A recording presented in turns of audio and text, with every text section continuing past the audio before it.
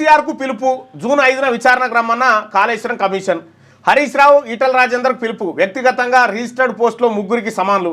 కాళేశ్వరం నిర్మాణ పర్యవేక్షణపై కేసీఆర్ హరీష్ రావులకు, నిధుల విడుదలపై నాటి ఆర్థిక మంత్రి ఈటలకు కూడా ఇచ్చిరట.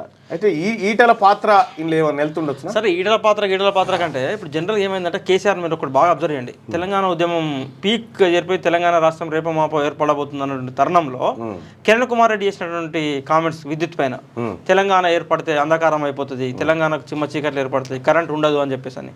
సో దాన్ని కేసీఆర్ ఎంత అద్భుతంగా వాడిండు. తెలంగాణ రాష్ట్రం ఏర్పడితే చిమ్మ చీకట్లు అయితే తయారై కిరణ్ కుమార్ రెడ్డి చెప్పిండని.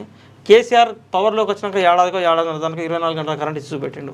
కేసీఆర్ దొంగతనం చేసిండా, లంగతనం చేసిండా, ఎత్తుకొచ్చిండా, దూసుకొచ్చిండా? తర్వాత పబ్లిక్ ఏమనుకుంటారు జనరల్గా అంటే, అరే కిరణ్ కుమార్ రెడ్డి చెప్పిన మాట ఫెయిల్ రా, కేసీఆర్ చెప్పింది నిజం, మరి ఎట్లా వచ్చిందారు ఇప్పుడు చెప్పాను అంటారు పబ్లిక్. అవునా కాదా? అట్లనే కేసీఆర్ కట్టిన కాళేశ్వరం ఫెయిల్ అని అన్నప్పుడు లక్ష ఎకరాలకు 1 కోటి ఎకరాలకు తెలంగాణలో ఎట్లా నీళ్ళు ఇస్తామో చూపెట్టినప్పుడు రేవంత్ రెడ్డిని ప్రత్యామ్నాయాన్ని నమ్ముతారు. అప్పటిదాకా కేసీఆర్ అంటే హీరో అవుతాడు.